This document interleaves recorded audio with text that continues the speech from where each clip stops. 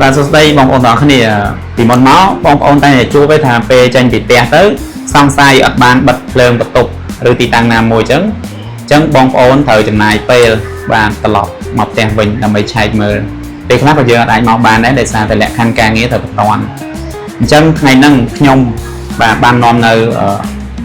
កុងតាក់ឆ្លាតវៃនេះដែលជាដំណោះស្រាយជូនបងប្អូនបាទវាមានទាំងប្រភេទជាប៊ូតុងបាទចុចហើយនឹងជាប្រភេទ touch បែបនេះ brand D control របស់យើងខ្ញុំបាទ Dino Smart Home អញ្ចឹងអានេះជាដំណោះស្រាយជូនបងប្អូនឥឡូវបងប្អូនអត់ចាំបាច់ត្រឡប់មកផ្ទះវិញទៀតទេបងប្អូនមានវានៅផ្ទះបាទជំនួសកុងតាក់ធម្មតាបងប្អូនត្រឹមតែចូលទៅក្នុង app ទៅទូរស័ព្ទហើយបញ្ជាវាបិទបើកបានបាទពីគ្រប់ទីកន្លែងគ្រប់ពេលវេលាសន្សំសំចៃពេលវេលាជូនបងប្អូនបានសុវត្ថិភាព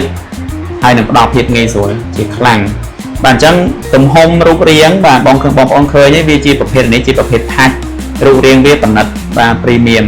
ហើយទំហំវាគឺដូចទៅនឹងកុងតាក់ធម្មតាយើងអញ្ចឹងយើងគ្រាន់តែដោះកុងតាក់ចាស់ចោលដាក់វាកុងតាក់ថ្មីនេះជំនួសហើយភ្ជាប់ទៅនឹងទូរស័ព្ទដៃបងប្អូនអាចប្រើហើយយើងអាច share គ្នាប្រើនៅក្នុងគ្រួសារបាទបាន unlimited ទៀត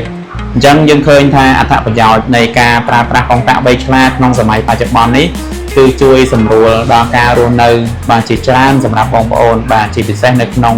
សម័យមួយដែលថាយើងមានការមមាញឹកជាមួយនឹងការងារ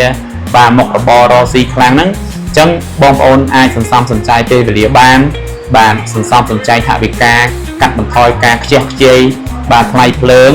បាទហើយក៏បង្កើនសុវត្ថិភាពដែរបាទបើពេលយើងបើកភ្លើងចោលអត់សុវត្ថិភាពបងប្អូនណាហើយលើពីនេះទៅទៀតកុងតាក់នេះអាចឲ្យបងប្អូនកំណត់ schedule បិទបើកភ្លើងស្វ័យប្រវត្តិតាមយើង set ឧទាហរណ៍ថាបងប្អូនចង់ឲ្យវាបើកភ្លើងនៅម៉ោង6ល្ងាចហើយនឹងអូតូបិទទៅវិញនៅម៉ោង6ព្រឹកបាទបងប្អូនកំណត់ទៅបានហើយមួយទៀតវាអាចកំណត់ជា location របស់យើងទៀតយើងកំណត់ location ទៅចម្ងាយប្រហែលម៉ែត្រឲ្យកុងតាក់ហ្នឹងបើកភ្លើងនៅផ្ទះហើយពេលយើងចាក់ចេញពីចម្ងាយប្រហែលម៉ែត្រហ្នឹងគឺកុងតាក់ចាប់ផ្ដើមបិទភ្លើងក្នុងផ្ទះទាំងអស់អញ្ចឹងបងប្អូនលែងមានការបារម្ភទេបងប្អូនណាបាទអញ្ចឹងឃើញថាវាមានភាពងាយស្រួលមែនទែនសម្រាប់ការប្រើប្រាស់ប្រចាំថ្ងៃសម្រាប់ជីវភាពការរស់នៅរបស់សម័យទំនើបបច្ចុប្បន្នហ្នឹងបងប្អូនណាបាទបងប្អូនមានតម្រូវការបាទកុំភ្លេចបាទកុងតាក់ឆ្លាតវៃ brand D control របស់ Dino Smart Home បងប្អូនណាបាទសូមអរគុណ